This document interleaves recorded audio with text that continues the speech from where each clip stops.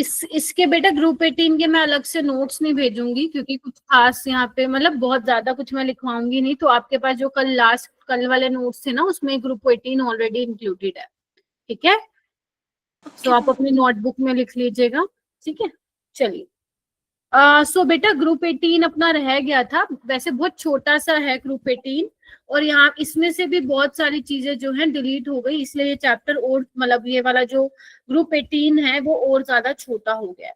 तो group 18 basically आपका last group है, क्योंकि आपके जो पी ब्लॉक एलिमेंट्स होते हैं वो 13 to 18। आवाज आ रही है सबको? Yes ma'am. ओके। तो जो आपके 13 to 18 है वो आपके पी ब्लॉक एलिमेंट्स है, जिसमें से आपका जो लास्ट ग्रुप है वो नोबल गैसेस का है, ठीक है, जिनको आप इनर्ट गैसेस भी बोलते हो। इनर्ट गैसेस क्यों बोलते हो बेटा इनको? इनर्ट गैसेस इसलिए बोलते हो क्योंकि ये फुल्ली फिल्ड है। फुल्ली फिल्ड है।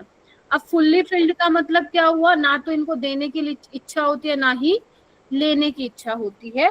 इस वजह से ये सोचते हैं कि हम ऐसे मोनो एटॉमिक फॉर्म में ही रहें, लेकिन ऐसा नहीं है। कुछ कंपाउंड्स ऐसे भी देखने को मिले हैं बेटा, जीनोन का हो गया, क्रिप्टॉन का भी देखने को मिला है कि उनके कुछ कंपाउंड्स देखने को मिले हैं, ठीक है। वो मैं तुम्हें जब अभी कराऊंगी थोड़ी देर में, 5-7 मिनट बाद, कि कौन कौन से कंपाउंड्स देखने को मिले हैं, ठीक है। सो अगर तुमसे पूछे क्या ये मोनो एटॉमिक फॉर्म में ही रहते हैं, तो आंसर इज नो, ठीक है। जैसे आप जीनोन के कुछ कंपाउंड्स पढ़ते भी होंगे, है ना, XgF2, XgO2F2, है ना, XgF4, ठीक है। तो ये काफी सारे कंपाउंड्स आप इनके पढ़ते भी हो, ठीक है। चलिए आइए, तो अगर मैं बात करूं ग्रुप 18 के एलिमेंट्स, तो कौन कौन से हैं मेरा बेटा? आपके ग्रुप 18 के एलिमेंट्स हैं जैसे हीलियम होगा। बेटा टाइम पे आया करो, फिर तुम कहोगे क्लास ज्वाइन नहीं होती है, टीचर एडमिट नहीं करता है क्लास में। कैसे करेगा वो? पता ही नहीं चलता बेटा पीछे से मेरे को, ठीक है। तो इसीलिए प्लीज टाइम पे आया करो, और रेगुलर रहो तो ही तुम्हें क्लास का बेनिफिट मिलेगा, अदरवाइज नहीं मिलेगा मेरा बेटा, ठीक है जी। ओके,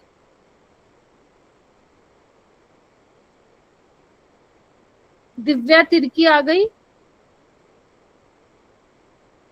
आ गई क्या?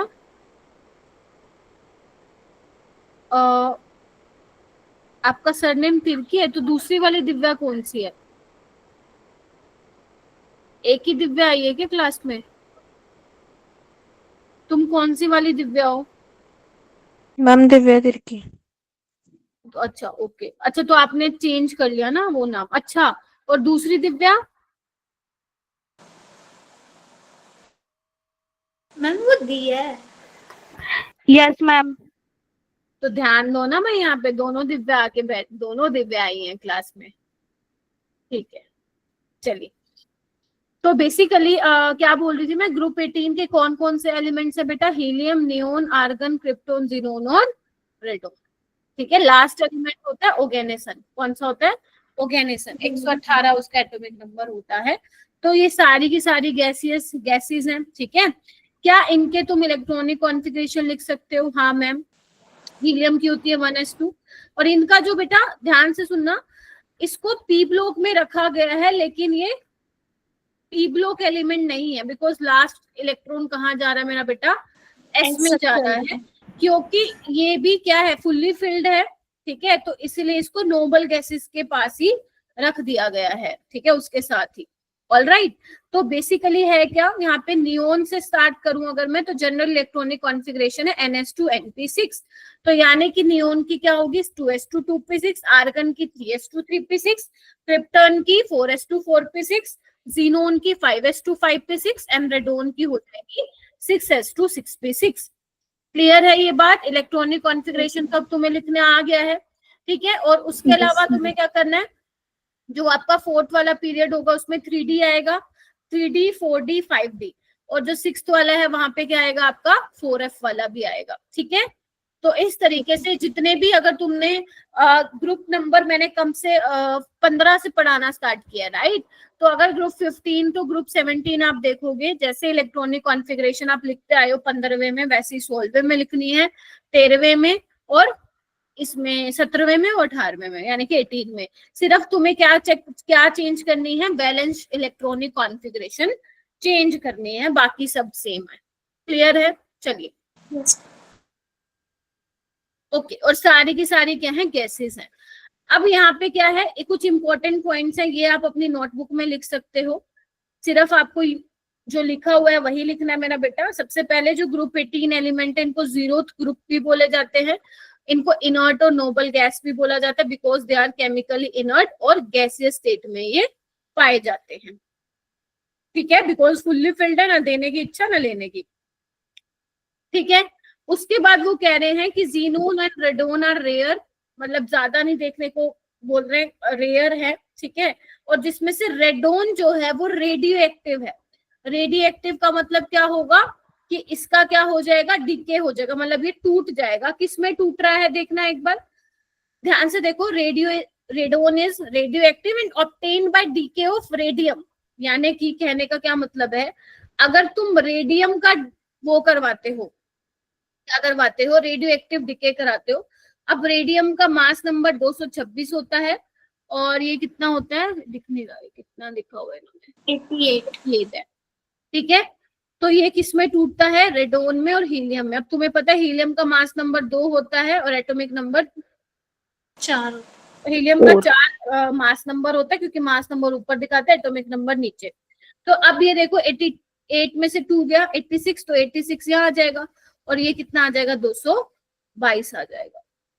ठीक है, यस ये वाली रिएक्शन तुमसे पूछी जा सकती है पेपर में। आपको ये आ जाएगा कि अगर रेडोन का रेडियो डीएक्टिवेट मतलब डीके करा रहे हो, तो यहाँ पे आपको एक हीलियम मिलेगा, प्लस यहाँ पे एक्स करके लिख देगा, वो पूछेगा कि एक्स क्या मिलेगा। ठीक है, तो आपको ये पता होना चाहिए क्या मिलेगा, आपको रेडोन मिलेगा। कैसे, by the red DK of radium. ठीक है जी, चलिए यस मैम। आगे चलते हैं। इसके बाद मैम ये वाला पॉइंट्स लिखना है, लिख लो, वैसे इंपॉर्टेंट नहीं है, साथ में ये भी लिख लेना, नोट्स सो वेरी इंपॉर्टेंट। क्या बोल रहा है ये यहाँ पे, ये बोल रहा है मोस्ट एबंडेंस इन एयर में। अगर मैं नोबल गैसेस में बात करूँ, सबसे ज्यादा एयर में किसका कंटेंट पाया जाता है, किसकी ज्यादा परसेंटेज है कंपोजिशन, तो वो आर्गन की है। और अगर तुम्हें ऑर्डर लगाना है, ऑर्डर भी लगा सकते हो, सबसे ज्यादा आर्गन की है, ये याद ही करना पड़ेगा, आर्गन की, नियोन की, क्रिप्टन, हीलियम और जीनोन। ठीक है, argon, neon, krypton, xenon, sorry helium, और लास्ट में जीनोन। बस आपको अगर ये याद नहीं करना तो बेशक मत करो, बस ये याद रख लेना कि most abundance in air is argon. ठीक है जी, तो आपको सेकेंड वाला पॉइंट रेडियो एक्टिव डिके वाला और थर्ड वाला पॉइंट ये आपको थोड़ा सा ध्यान में रखना है। रख लोगे? Yes ma'am. ठीक है, चलिए आइए बेटा आगे चलते हैं। अब आती है टेबल। तुम नोटिस करो, जितने भी मैंने तुम लोगों को ग्रुप्स पढ़ाए हैं वहां पे मैं एनसीईआरटी टेबल पे तो बहुत जोर दे रही हूँ, है ना, क्योंकि हम क्या है टेबल में से कुछ कुछ पॉइंट्स निकालेंगे जो हमारे लिए इंपॉर्टेंट साबित होंगे। ठीक है, तो सबसे पहले देखते हैं मैम इसमें से कुछ इंपॉर्टेंट है क्या, लेट्स सी कि कौन सा इंपॉर्टेंट है। एटॉमिक नंबर तुम लोगों को मालूम ही है तो रहने दो, एटॉमिक मास आपको नहीं करना है। इलेक्ट्रॉनिक कॉन्फ़िगरेशन आप लोगों को ऑलरेडी लिखनी आ गई है, तो इलेक्ट्रॉनिक कॉन्फ़िगरेशन तो आपको सबकी लिखने आनी चाहिए। और ऐसा नहीं रट्टा मार रहे हो, एक लिखने का तरीका है, जैसे मैंने आप लोगों को सिखाया है वैसे आप फॉलो करोगे। ठीक है, उसके बाद यहाँ पे बात करेंगे एटॉमिक रेडियस में। ठीक है, वैसे जो आपकी नोबल गैसेस होती हैं उनकी क्या होती है, वंडरवॉल रेडियाई होती है, क्योंकि ये कोवलेंट बॉन्ड तो बनाते नहीं। अगर आप सोचो नियोन नियोन का कोवलेंट बॉन्ड है, ठीक है, तो नहीं बनेगा। गेटिंग माय पॉइंट, Na2 तो एग्जिस्ट भी नहीं करता। तो इनमें जो रेडियस हम लेते हैं दैट इज वंडरवॉल रेडियाई। हम वंडरवॉल रेडियस इसमें हम देखते हैं। वंडरवॉल रेडियस क्या होती है, मान लो यहाँ पे बताते हूँ। ठीक है, मान लो लेट्स से नियोन है, ठीक है, और भी नियोन होगा प्रेजेंट। ठीक है, तो इसके सेंटर का और इसके सेंटर का बेसिकली जो हम डिस्टेंस लेते हैं वो तुम्हारा क्या आ जाता है, वंडरवॉल रेडियस आ जाती है। ठीक है, क्योंकि बॉन्ड तो बनाएंगे नहीं, शेयरिंग तो होगी नहीं, बिकॉज Na2 नहीं एग्जिस्ट करता है। तो इनको पहले क्या किया जाता है, सॉलिड स्टेट में लेके जाया जाता है। सॉलिड स्टेट में क्या होगा, थोड़े थोड़े पास होंगे तो then only you will be able to find radii. ठीक है, ओके तो अब हमें पता है डाउन द ग्रुप साइज बढ़ता है, तो देखो ना साइज बढ़ रहा है 120, 160, 190, 200 एंड 220। तो इसमें कोई एक्सेप्शन नहीं, तो आपको ये ध्यान नहीं रखना। Is that clear? ठीक है। Yes, ma'am. आयनाइजेशन एनर्जी में क्या है, हमें पता है डाउन द ग्रुप साइज बढ़ता है, न्यूक्लियस की पकड़ वैलेंस इलेक्ट्रॉन पे कम होती जाती है, तो आयनाइजेशन एनर्जी घटती है, क्योंकि इलेक्ट्रॉन को निकाल पाना आसान हो जाता है। ये हमने ऑलरेडी बहुत बार पढ़ लिया है, इसलिए मैं इस पे ज्यादा टाइम वेस्ट नहीं करूंगी। तो इस हिसाब से तो हमारा आयनाइजेशन एनर्जी नीचे जाते वक्त घटना चाहिए। तो देखो ना, 2300, 2000, 1500, 1300, 1100 और 1000 तो घट रहा है, मतलब मैम ये भी याद नहीं करना। तो अभी तक तुम्हें जितना भी मैंने बताया है कुछ भी तुम्हें याद नहीं रखना, बिकॉज कोई एक्सेप्शन ही नहीं आई है, ठीक है। उसके बाद जो मोस्ट इंपॉर्टेंट है, जो आप लोगों को पता होना चाहिए, that will be electron gain enthalpy. तुम थोड़ा सा ध्यान से सोचो, अगर तुमने ढंग से बहुत ही अच्छे तरीके से अगर सिंसियरिटी के साथ क्लासेस अटेंड किए हैं, तो ग्रुप 15 से लेकर ग्रुप 17 तक मैंने इलेक्ट्रॉन गेन एंथैल्पी पे बहुत जोर दिया है, स्पेशली ग्रुप नंबर 17 और ग्रुप नंबर 16। तो मैं एक बच्चे से किसी से पूछना चाहती हूँ, मुझे आकाश बताएगा ग्रुप नंबर 17 में इलेक्ट्रॉन गेन एंथैल्पी का ऑर्डर क्या था?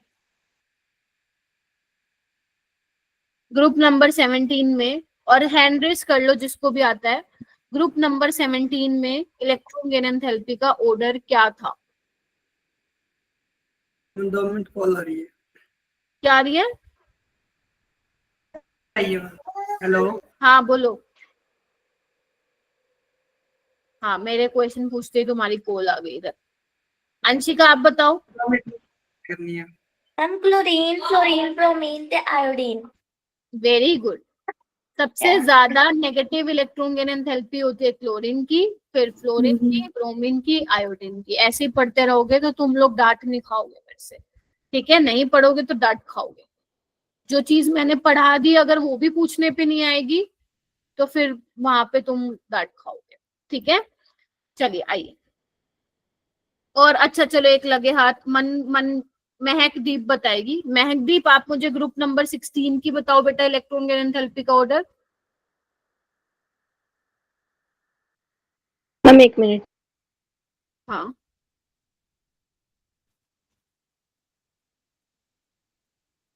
हैंड रेस कर लो जिसको आता है, प्लीज हैंड रेस करिए। 5 बच्चों ने हैंड रेस किया है, वेरी गुड। गुरविंदर, सुहानी, अंशिका, अमनदीप, रविंदर, सुखजीत, शाबाश। क्या मैं 6 बच्चों को ही पढ़ाती हूँ 25 बच्चों 30 बच्चों की क्लास में?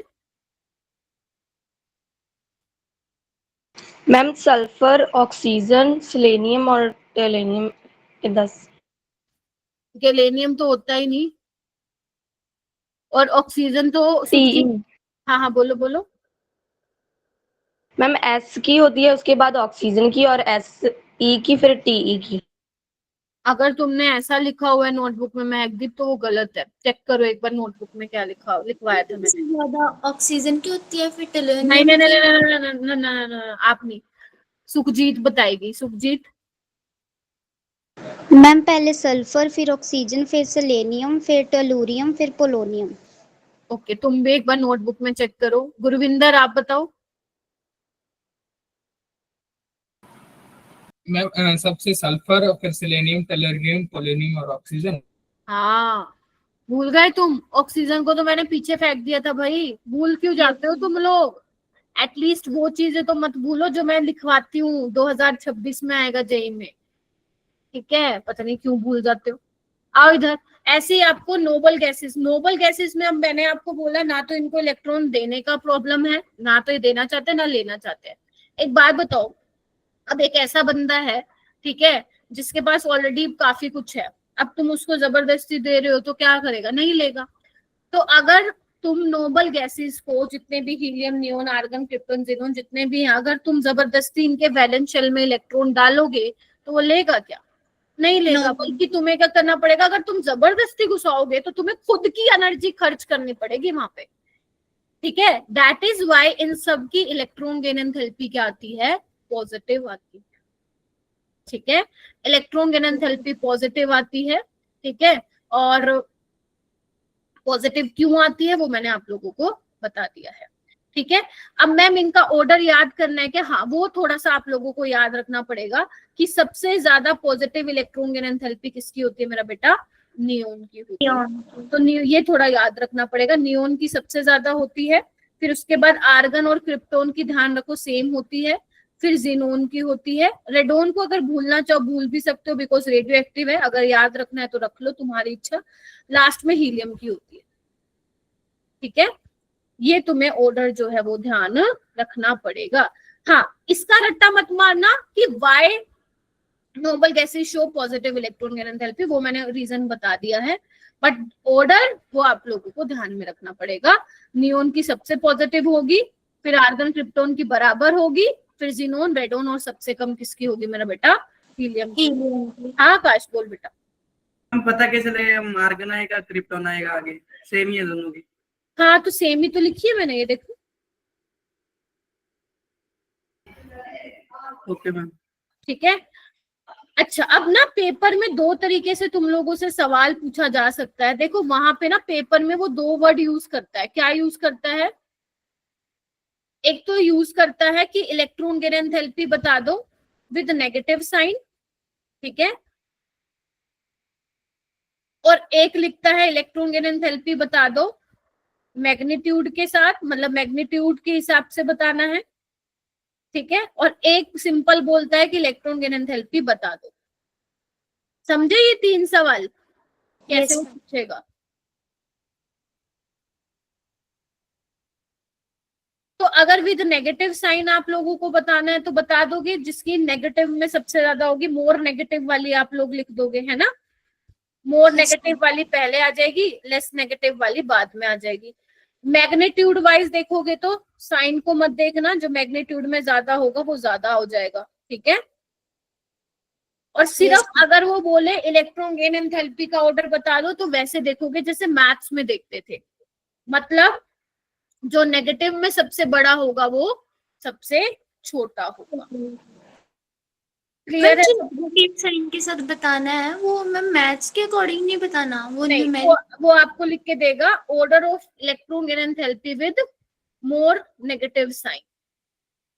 ओके मैम, ठीक है, तो उसमें जो ज्यादा नेगेटिव में होगा ना वो आपको लिखना है। हाँ जी बेटा। जो न्यूमेरिकल में बड़ा होगा वही आगे आएगा। हाँ, जैसे एक मान लो -349 है, एक है -329, तो कौन से वाला ज्यादा आएगा?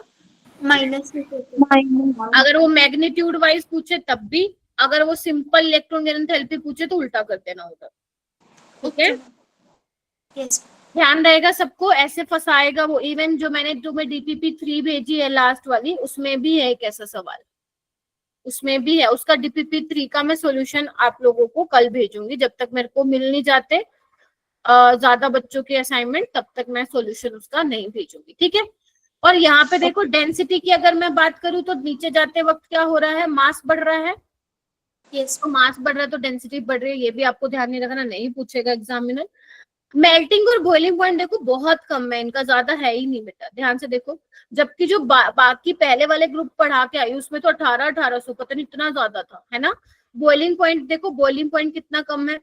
ये कम क्यों है मेरा बेटा? देखो बॉइलिंग पॉइंट बेसिकली डिपेंड करता है कि आपका कितना फोर्स ऑफ अट्रैक्शन स्ट्रोंग है। अगर आप मान लो एनवायरमेंट में मान लो बहुत सारा आर्गन है, ठीक है, अगर तुम सोचो आर्गन और आर्गन के बीच में फोर्स ऑफ अट्रैक्शन ज्यादा होगी, तो ऐसा तो नहीं होगा, because argon is a non polar, argon is a non polar. तो जब नॉन पोलर को नॉन पोलर के साथ लेके आओगे तो वहां पे फोर्स ऑफ अट्रैक्शन स्ट्रॉन्ग नहीं होंगे। हाँ, कुछ पर्टिकुलर इंस्टेंट ऑफ टाइम के लिए वहां पे पोलैरिटी इंड्यूस होगी due to distortion of electron cloud. जब कुछ इंस्टेंट मतलब कुछ सेकंड के लिए जब इलेक्ट्रॉन क्लाउड बिगड़ेगा तो फिर वहां पे पोलैरिटी आएगी, बट वो बहुत वीक टाइप के फोर्सेस होते हैं जिसको आप वंडरवॉल फोर्सेस भी बोलते हो। तो इनमें वीक टाइप के वंडरवॉल फोर्सेस होते हैं जिसकी वजह से ज्यादा टेम्परेचर नहीं देना पड़ता इनको बॉइल करने के लिए। Getting my point? That is why इनके जो मेल्टिंग और बॉइलिंग पॉइंट्स होते हैं वो क्या होते हैं? लो होते हैं। ठीक है जी, ये आप लोगों को थोड़ा सा ध्यान रख लेना। उसके अलावा मेरा बेटा ये आप लोगों को नहीं करना, this is not a part of your syllabus, लेकिन इनकी जो शेप्स हैं बेटा, इनके जो स्ट्रक्चर हैं वो आप लोगों को करना है। अब अगर किसी ने केमिकल बॉन्डिंग पढ़ा है तो वहां पे ये स्ट्रक्चर सिखाए थे। किसने किसने पढ़ा है केमिकल बॉन्डिंग? हैंड रेज कीजिए। केमिकल बॉन्डिंग वहां पे भी बूट कैम्प में भी पढ़ाया था तुम लोगों को, या अगर तुम लोगों ने 11th में पढ़ा हो तो प्लीज रेज योर हैंड। कितने, मैं देखना चाहती हूँ कितने बच्चों ने पढ़ा है। हैंड रेस कीजिए, जो ऑनेस्ट हैंड रेस चाहिए मेरे को। ओके, लगभग लगभग बस 11 बच्चों ने पढ़ा है, 13। ओके, सो लगभग ओके 13 के अराउंड जो है स्टूडेंट्स ने पढ़ा है। तो मैं आप लोगों से रिक्वेस्ट करूंगी, जो बाकी बच्चे हैं, आप लोग अपना जैसे भी टाइम निकालते हैं, केमिकल बॉन्डिंग नाम के चैप्टर को आप पढ़ लो।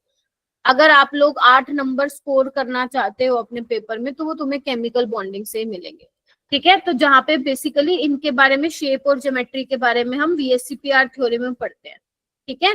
तो XeF2 का क्या होता है, 2 बॉन्ड पेयर होते हैं और 3 क्या होते हैं मेरा बेटा, लोन पेयर। स्क्वायर प्लेनर में 4 बॉन्ड पेयर और 2 लोन पेयर होते हैं। स्क्वायर प्लेनर ध्यान रखना, ज्योमेट्री इसकी ऑक्टाहेड्रल रहेगी, बट शेप क्या होगा, स्क्वायर प्लेनर। XeF6 में क्या है, 6 बॉन्ड पेयर और 1 लोन पेयर होगा, तो ये डिस्टोर्टेड ऑक्टाहेड्रल। डिस्टोर्टेड क्यों है, क्योंकि ऑक्टाहेड्रल में तो क्या होता है, चारों के चारों एकदम मस्त 90 डिग्री पे है ना। यहाँ पे क्या होता है, एक लोन पेयर की वजह से लोन पेयर बॉन्ड पेयर में रिपल्शन होगा, तो डिस्टोर्शन मतलब बिगड़ना, तो उसकी ज्योमेट्री क्या होगी, डिस्टोर्ट हो जाएगी, ठीक है। यहाँ पे देखो, अगर 1 2 3 5 बॉन्ड पेयर और 1 लोन पेयर हो तो क्या होता है, पेयर पिरामिडल। और यहाँ 3 बॉन्ड पेयर और 1 लोन पेयर होते हैं तो पिरामिडल, ठीक है। तो ये अब कहने को तो क्या है, नोबल गैसेस में, लेकिन एक्चुअली ये टॉपिक कहाँ पढ़ते हैं हम, केमिकल बॉन्डिंग में पढ़ते हैं, ठीक है। देखो आप लोग 11th पे तब जाना, मैंने शायद कल भी आप लोगों को बताया, तभी मैं पेपर भी सोल्व करवाऊंगी ना, तो मैं देखना अलग ढंग से सोल्व कराऊंगी कैसे करना है, ठीक है। अगर मान लो लाइक मैं आपकी जगह होती तो मैं कैसे पेपर सोल्व करती, वो मैं आपको सिखाऊंगी, ठीक है। हाँ, तो आप 11th पे तभी जाना जब आपको ये कॉन्फिडेंस आ रहा हो कि तुम 12th सही से कर पा रहे हो, मतलब 12th में तुम्हारा कोई बैकलॉग नहीं है, 12th में तुमने कोई मतलब ऐसा नहीं है कि प्रीवियस ईयर क्वेश्चन ही नहीं ट्राई किए, कम से कम 3 साल के तो लगाओ। अगर ये चीजें सही एकदम ट्रैक पे चल रही हैं, देन आपको 11th पे थोड़ा सा टाइम देना चाहिए। बट अगर मान लो आपका 12th सही से नहीं हो रहा है, आपको 12th का ही टाइम नहीं मिल रहा है, तो मैं आपको ये सजेस्ट करूंगी, फिर तो आपको पहले 12th ही करना चाहिए। क्लियर है सबको? Yes ma'am. तो ये जो मैं बातें बोलती हूँ ना, थोड़ा थोड़ा बीच में टाइम लेके ऐवी नहीं बोलती हूँ, आप लोगों को उस पर गौर करना है।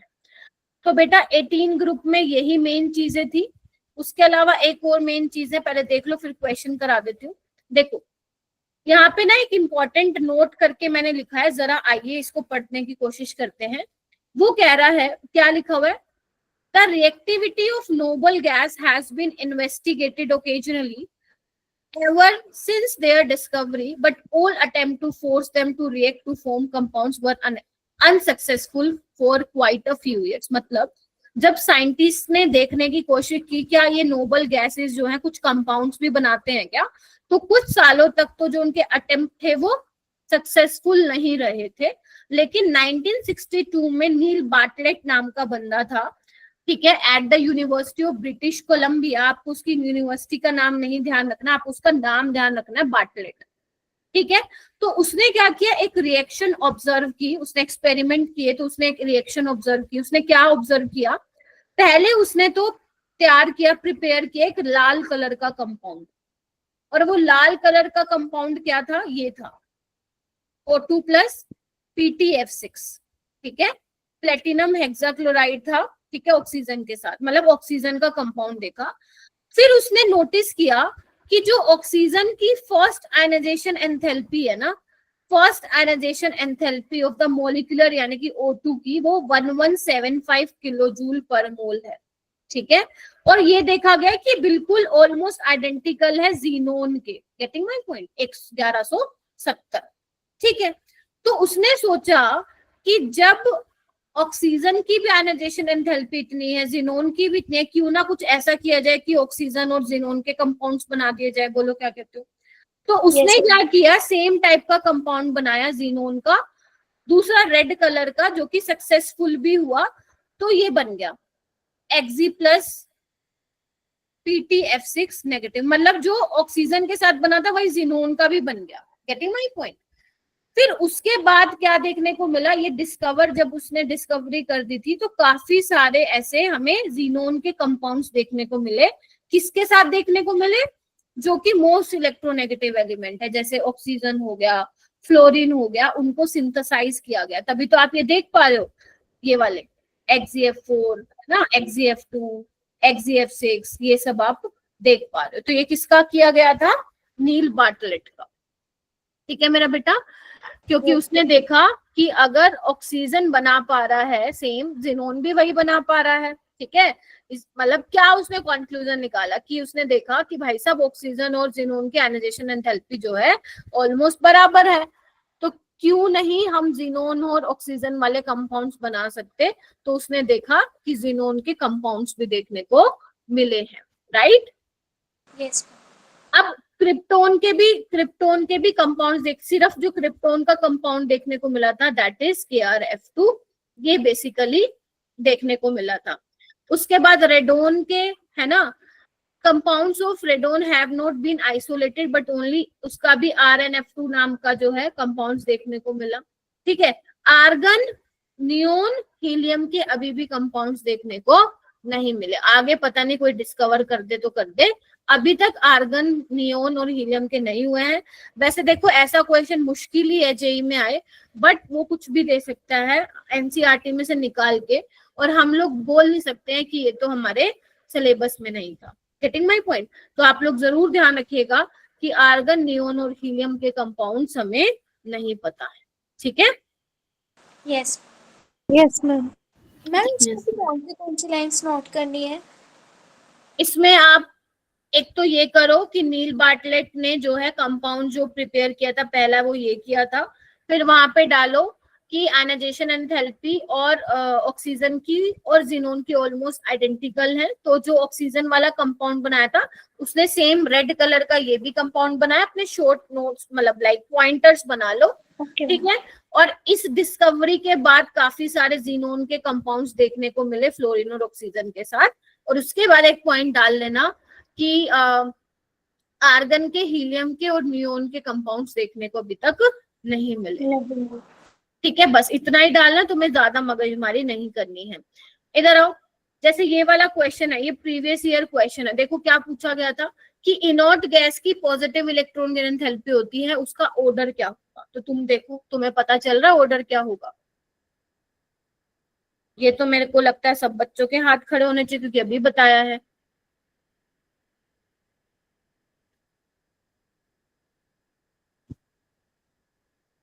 हरमीत, हैंड रेज करो। Very good. सौम्य आप बताओ बेटा। Ma'am third option. Third option. बाकी और बच्चे हैंड रेज कीजिए।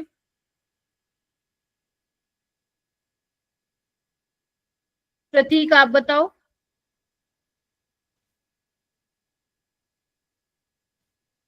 प्रतीक अब मैम थर्ड ऑप्शन। हाँ, थर्ड ऑप्शन, ठीक है। नियोन की सबसे ज्यादा, फिर आर्गन क्रिप्टन की बराबर होती है, हालांकि इसने आर्गन नहीं दिया, कोई बात नहीं। फिर जिनोन की लास्ट में हीलियम। ये मैच द फॉलोइंग है, तुम्हें मैच द फॉलोइंग करना है।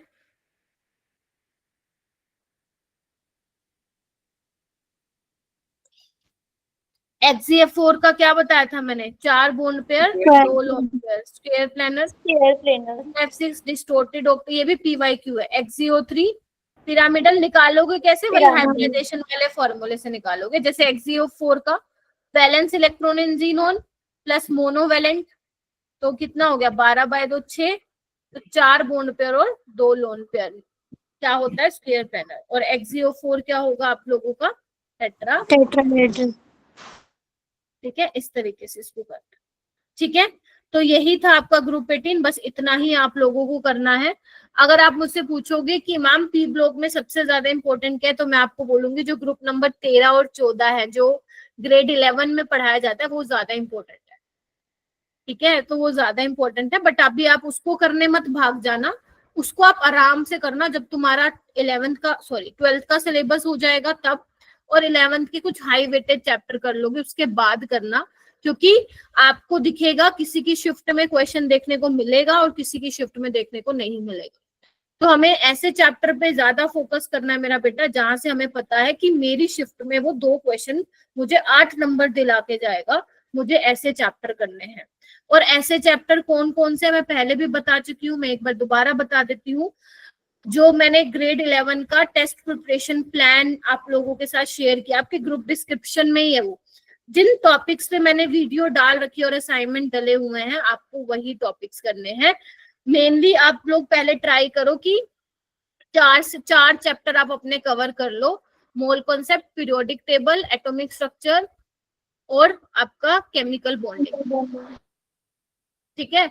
और अगर मान लो मोल कॉन्सेप्ट से भी अगर मैं इंपॉर्टेंट बताऊं तो जीओसी, बिकॉज जीओसी काफी ज्यादा इंपॉर्टेंट है। तो ये 4-5 चैप्टर है जो हर बच्चे को आने चाहिए। जनरली पीरियोडिक टेबल सारे बच्चे पढ़ लेते हैं, उनको मुश्किल नहीं लगता।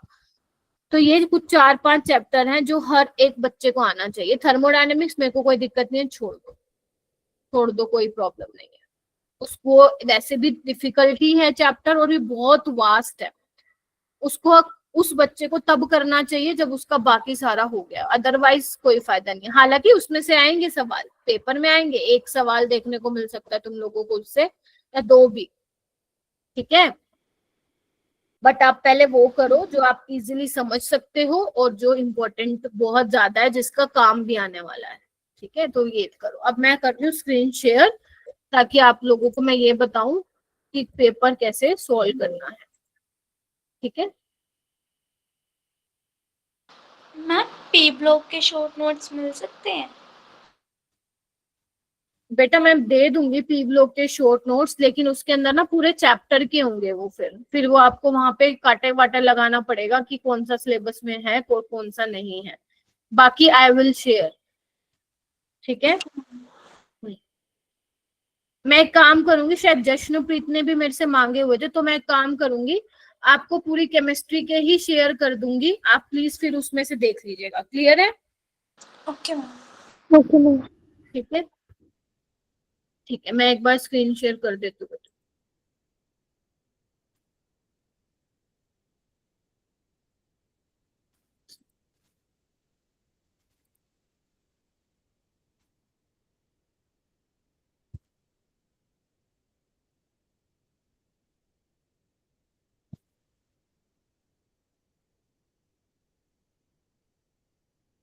ओके, तो बेटा मैं आप लोगों का पेपर देख रही थी, तो इसमें मैं बोलूंगी कि पेपर में काफी कुछ ऐसे भी क्वेश्चन थे जो अटपटे से थे। क्वेश्चन हो सकता है आप लोगों से नहीं भी बने हो, इट्स ओके।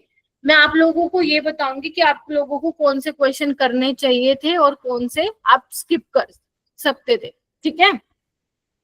तो मैं उस तरीके से आप लोगों को बताऊंगी, ठीक है।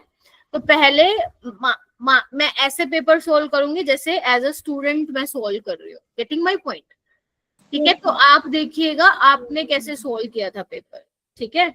चलिए आइए। हाँ बेटा, किसी ने कुछ बोलना है? हैंड रेज, अंशिका, प्रतीक, दिव्या। चलिए आइए। हाँ बेटा बोलो। देखो अब मान लो मेरे सामने आया पेपर और मैं करने लगी सोल्व। तो सबसे पहले मैं करूंगी, पहला क्वेश्चन देखूंगी कि यूरेनियम मेरा कौन सा एलिमेंट है। यूरेनियम मेरा कौन सा एलिमेंट है। हो सकता है बहुत बच्चों को पता हो सकता है नहीं भी पता हो, क्योंकि अभी तक आप लोगों ने वैसे डी एंड एफ लोग पढ़ा नहीं है चैप्टर, ठीक है। तो हो सकता है वहां पे थोड़ा ध्यान ना हो, बट हाँ थोड़ा आइडिया लगा सकते हो कि एस ब्लॉक और पी ब्लॉक में तो आपने यूरेनियम नहीं देखा है। तो यूरेनियम बेसिकली कौन सा होता है मेरा बेटा? एफ ब्लॉक का एलिमेंट। तो अगर एज अ स्टूडेंट मैं इस सवाल को कर रही होती तो मैंने पक्का कहीं ना कहीं तो पढ़ा होता इसको, तो मैं इसको जरूर अटेम्प्ट करती। तो ये मेरे ख्याल से आप लोग अटेम्प्ट कर सकते थे, ठीक है। तो this is a uranium is your F block element. जब तुम पढ़ोगे भी ना एफ ब्लॉक तो वहां पे भी आ जाएगा ये वैसे, ठीक है।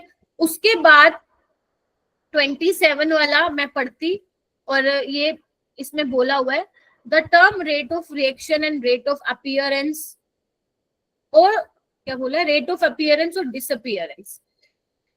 तो वो कह रहा है कि जो ये रेट ऑफ रिएक्शन या रेट ऑफ अपीयरेंस डिसअपीयरेंस है उसके बारे में कुछ दिया हुआ है। तो ये तो हमने पढ़ा था केमिकल काइनेटिक्स में, तो अगर मैं इसको एज ए स्टूडेंट देखती तो मुझे ये था कि हाँ ये चैप्टर तो टीचर ने पढ़ाया और मैंने इसके सवाल भी लगा रखे हैं, तो पढ़ लेते हैं क्या बोल रहा है। वो कह रहा है represent one and the same, क्या ये सेम है, एक ही रिप्रेजेंट करे? नहीं, रेट ऑफ डिसअपीयरेंस अलग चीज है और रेट ऑफ रिएक्शन अलग होगा, ठीक है। डिफर बाय कांस्टेंट फैक्टर, किसी कांस्टेंट फैक्टर से डिफर करता है? नहीं। No, ma'am. Are positive parameter and same value? नहीं। आप नहीं बोल सकते सेम वैल्यू, हो भी सकती है नहीं भी हो सकती, याद करो, हो भी सकती है नहीं भी हो सकती, डिपेंड करता है स्टोशियोमेट्रिक कोफिशिएंट क्या है। तो याद करो मैंने तुम्हें ये लिखवाया था, rate of reaction, rate of disappearance by stoichiometric coefficient, rate of appearance by stoichiometric coefficient. अगर स्टोशियोमेट्रिक कोफिशिएंट बराबर है, मतलब सेम है, 1 है, लेट्स से 1 है, तो ये बराबर हो जाएंगे, अदरवाइज इनका वैल्यू सेम नहीं आएगी, ठीक है। तो किस पे डिपेंड करता है ये? स्टोशियोमेट्रिक कोफिशिएंट क्या है ये याद करो, मैंने चिल्ला के ये बात बोली थी पहली क्लास में कि Yes, इसको ma'am. सेम तब मान सकते हो जब स्टोशियोमेट्रिक कोफिशिएंट क्या होगा, यहाँ पे 1 होगा, अगर 2 होगा 3 होगा, देन यू कांट से कि फिर वो बराबर होगा। तो ये क्वेश्चन मेरे हिसाब से अगर मैं होती करके आती ये वाली चीज, ठीक है। चलिए उसके बाद हम बात करते हैं 28 क्वेश्चन की। 28 वाला कुछ बेसिक सा सवाल है, आपका बहुत मैं बोलूंगी एनसीईआरटी बेस्ड सवाल है। आपसे बोला था इनमें से कौन सा करेक्ट है, तो वो कह रहे हैं कि एटो जो है वो 10⁻⁻14 होता है, जैसे कि आपका उसमें दिया हुआ है, ये उसमें भी आता है ना, तुम्हारे फिजिक्स में भी आता है ना, यस है ना स्टार्टिंग में शायद यूनिट एंड डायमेंशन में, और इवन केमिस्ट्री में भी है एनसीईआरटी में, ठीक है। हरलीन है क्लास में, हरलीन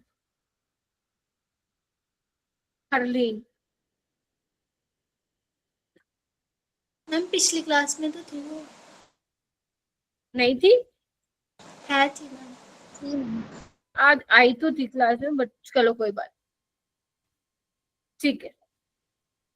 तो यहाँ पे क्या बोला है, एटो 10⁻⁻14 होता है, फिर बोले फ़ारेनहाइट स्केल पे room temperature is around 77 degree Fahrenheit, ठीक है, निकाल सकते हो ये तुम फॉर्मूले से। उसके बाद बोल रहे हैं डाल्टन थ्योरी के अकॉर्डिंग जो कंपाउंड्स बनते हैं atoms of different element combine in any ratio, ये गलत है, क्योंकि अगर मान लो H2 है तो ये 2:1 में ही होगा, ऐसे नहीं अंट कोई भी रेशियो में ले लो। तो ये तो थर्ड तो गलत है, अगर थर्ड गलत है तो तुम्हें फर्स्ट और सेकंड में से चेक करना था। अब फर्स्ट भी ठीक है, अगर फर्स्ट ठीक है तो ऑप्शन क्या आ जाएगा, ऑप्शन नंबर, ठीक है। आंचल, सुहानी, सौम्या, सुखजीत, गुरविंदर, एटो 10⁻⁻18 नहीं होता क्या? 3 होता है। मैम पेपर में तो बी ऑप्शन सही था ही। एक सेकंड, मैंने गड़बड़ कर -18 होता है जी, 10⁻⁻18। राइट। एटो 10⁻⁻18 होता है, तो फर्स्ट वाला तो गलत ही हो जाएगा फिर, अगर फर्स्ट Yes, वाला ma'am. गलत होगा फिर बी आएगा सही, राइट। तो जो ये आपके है ना पेपर में, फेम्टो हो गया, पीको हो गया, नैनो हो गया, माइक्रो हो गया, तो ये ध्यान रख लीजिएगा। मैम ठीक है? ये फ़ारेनहाइट स्केल और सेल्सियस के बीच का जो रिलेशन होता है, मैम एक बार ये वाला फॉर्मूला बता दीजिए प्लीज। ओके, तो मुझे ये बताओ, आप लोग जिन बच्चों ने अटेम्प्ट किया है, डिग्री सेल्सियस और फ़ारेनहाइट का क्या रिलेशन होता है, कौन बताएगा? गुरविंदर बताएगा, बताओ भाई। मैम नहीं पता, बस मैं डायरेक्ट याद था, अभी इतना होता है। कौन बताएगा मेरे को, कितना होता है जल्दी बताओ।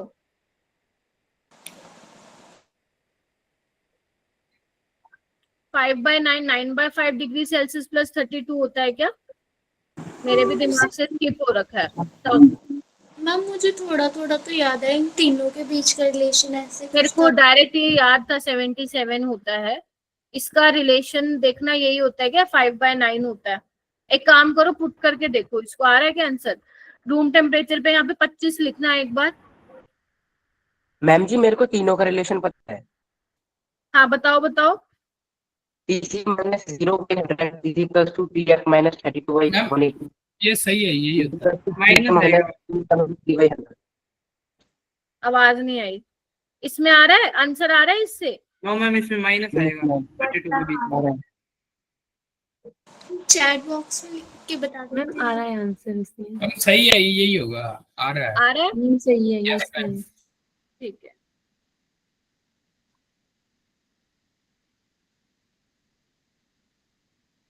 हाँ आ गया, ये तो ठीक तो है, मतलब देख याद है भाई, याद है।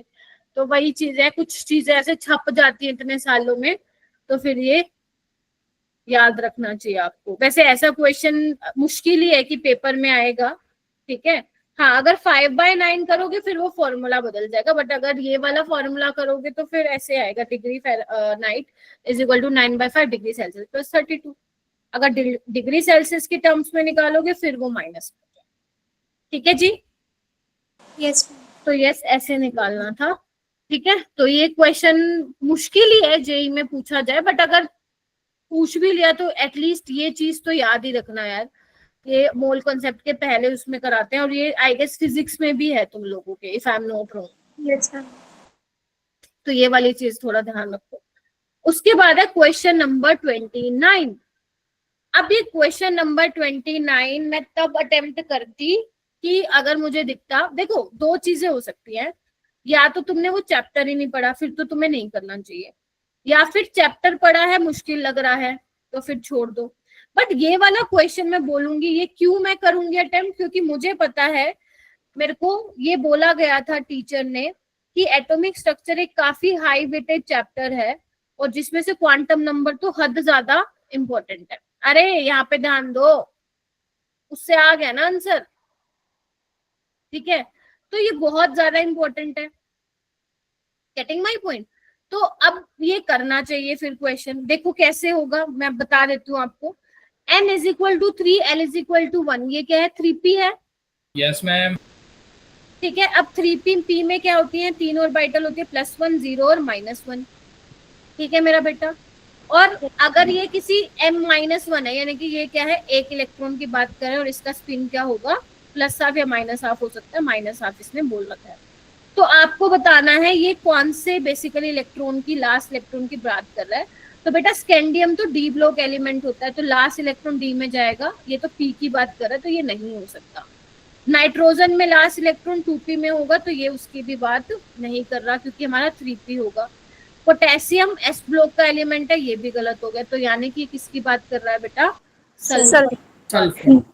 क्योंकि सल्फर में क्या होता है, 3s2 3p4 होता है, तो 3p4 कैसे आएगा, 1 2 3 4। क्लियर है? Yes ma'am. Last electron of sulphur, यानी कि वो उसकी बात वहां पे कर रहा है। क्लियर है ये वाली बात, बोलो ठीक है। तो ऐसे करना था। उसके बाद 30 वाला थर्मोडायनेमिक्स का क्वेश्चन है, तो इसको आप स्किप कर सकते थे, ठीक है, आप इसको स्किप कर सकते थे। मैं आपको ऐसे सिखा रही हूँ जैसे मैं करती, तो इसको स्किप अभी करा दूंगी मैं लास्ट में। अभी के लिए इसको हम आगे बढ़ते हैं क्वेश्चंस को।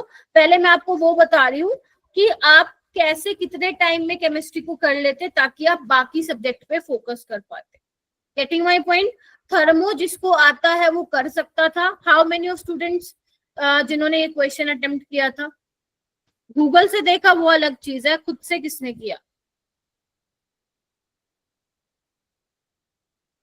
नहीं किया, इट्स ओके। सुहानी आपने किया था क्या? Yes ma'am. कैसे किया था? Ma'am delta is equals to Q minus W वाला फॉर्मूला था कि मैम 1 कैलोरीज को जूल में कन्वर्ट करके मैम देन 540 मैम इसको डेल्टा क्यू को यू को मैम जूल से इनटू कर दिया था, देन आंसर आ गया था मैम 500 अप्रोक्स। खुद किया था? Yes ma'am.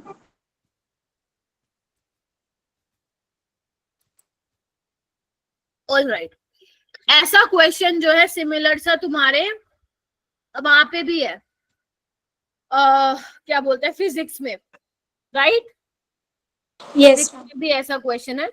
तो इसको मैं आपको लास्ट में कराऊंगी, पहले हम वो वाले क्वेश्चन कर लेते हैं जो आप फटाफट बना सकते हो, ठीक है। 31 पे आओ, स्किप कर दो 30 को, 31 पे आओ। 3 पार्टिकल ऑफ सोल्यूट ए, ये वाला किसने किया था? ये सॉल्यूशन चैप्टर है, ये मैंने पढ़ाया था तुम लोगों को। 3 पार्टिकल दे रखे हैं solute, 3 particle of solute A, okay, जो कि बेंजीन में जाके एसोसिएट हो गए और A3 बना रहे हैं, मतलब ट्राइमराइजेशन हुई है, तो N is equal to 3। Alpha आपको दिया हुआ है 0.80, मोलैलिटी दे रखी है 0.25, फ्रीजिंग पॉइंट ऑफ बेंजीन आपको दिया हुआ है, यानी कि सॉल्वेंट का दिया हुआ है, और KF दिया हुआ है, ठीक है जी। निकालना क्या है? निकालना अपने को है सॉल्यूशन का फ्रीजिंग पॉइंट, यानी कि TF। सबसे पहले डेल्टा TF निकाल लो, I into KF into molality. अब I कैसे निकालोगे? कौन वो बताएगा formula से। मुझे? क्या फॉर्मूला होता है? मैं बताऊं? 1 + 1/n-1 अल्फा, यही होता है। Yes ma'am. हर्ष जी किया था कि नहीं किया था?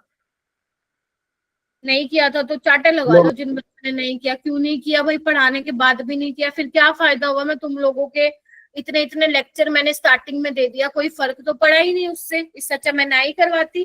पहले तुम लोगों ने बोला हमारे बूट कैंप में नहीं हुआ है ना, और जबकि हो चुका था, इलेक्ट्रो भी हो गया था और सोल्यूशन भी हो गया था, फिर भी वहां पे टाइम स्पेंड किया। और सोल्यूशन चैप्टर तो मेरे को लगता है तुम्हारे स्कूल में हो गया, बूट कैंप में कर लिया, मेरे से पढ़ लिया, यूट्यूब से भी पढ़ लिया होगा पक्का तुम लोगों ने, फिर भी नहीं अटेम्प्ट कर रहे हो क्वेश्चन, तो मतलब कहीं ना कहीं आप गड़बड़बाजी कर रहे हो। क्या था इस क्वेश्चन में? फॉर्मूला ही तो लगाना है। n क्या होगा? 3 होगा, तो 1/3 - 1, और ये कितना हो जाएगा? 0.8। कितना आ जाएगा ये सॉल्व करने पे? 0.46। 0.46। ठीक है, चलो तुम बोल रहे हो तो मान लिया। 5.12 मोलालिटी आपको दी हुई है 0.25, इसको सॉल्व कर लोगे, कितना आ रहा है? 0.597। ठीक है, तो डेल्टा TF क्या होगा मेरा बेटा? TF note minus not minus T. 0.59। TF, NSTF। तो 0.597 इज इक्वल टू, इसका कितना दिया हुआ है? प्योर सॉल्वेंट बेंजीन का फ्रीजिंग पॉइंट दैट इज 5.5। 1.5 है। TF निकाल लेना, कितना आएगा? 4.903। 4.9। 4.9। ठीक है, और ऐसे क्वेश्चन बहुत सारे हमने क्लास में भी किए थे, ठीक है, ये समझे? मैं इसीलिए तुम लोगों को कहती हूँ रट्टे मत मारो क्वेश्चन के। अगर तुम रट्टा मार रहे हो क्वेश्चन का, वो तो बेटा 7वीं 8वीं तक मारते थे रट्टा, है ना। यहाँ पे प्लीज समझ के करोगे तो ही फायदे में रहोगे। मैं कब कह रही हूँ कि सारे क्वेश्चन करो? अभी तक मैंने तुम्हें कितने क्वेश्चन कराए? एक, मान लो 1 2 3, ठीक है, 4, 5वां, चलो इसको भी छोड़ दो, एटॉमिक स्ट्रक्चर भी मान लिया नहीं आता तुम्हें, तो ये 4 क्वेश्चन अब तक यहाँ तक हो जाने चाहिए थे तुम लोगों के। 4 यानी कि कितने नंबर? 16। तो 16। मतलब अभी तक 16 नंबर यहाँ से तुम्हारे बन सकते थे अगर तुमने पढ़ाई की है अभी तक, जितनी क्लासेस लगाई हैं तुम्हारी। उसके बाद बात करते हैं 32 की। अब 32 वाला कहाँ से आया हुआ है? 32 वाला आया हुआ है तुम्हारे पीरियोडिक टेबल चैप्टर से, पीरियोडिक टेबल चैप्टर से। तो जिसको बिल्कुल नहीं आता पीरियोडिक टेबल वो तो नहीं कर पाएगा, बट मैं होती तो मैं जरूर करती, क्योंकि पीरियोडिक टेबल एक ऐसा चैप्टर है जो बच्चा कहीं ना कहीं से पढ़ लेता है, ठीक है, और इसके सवाल ज्यादा मुश्किल होते नहीं है। तो कैसे करते इस क्वेश्चन को? आइए, बस क्लास से भाग जाया करो तुम दो, आते ही पता नहीं क्यों हो, मत ही आया करो भाई मेरी क्लास में जब तुम्हें भागना ही होता है। बिल्कुल पढ़ाई में ध्यान नहीं है भाई तुम लोगों का, बल्कि तुम लोगों को तो बहुत एक्टिव रहना चाहिए। तुम लोगों को पहले इतना गैप मिला क्योंकि तुम्हारी क्लासेस लेट चालू हुई है, उसमें भी मेरे को ये सुनने को मिलता मैम पहले नहीं आती हमें।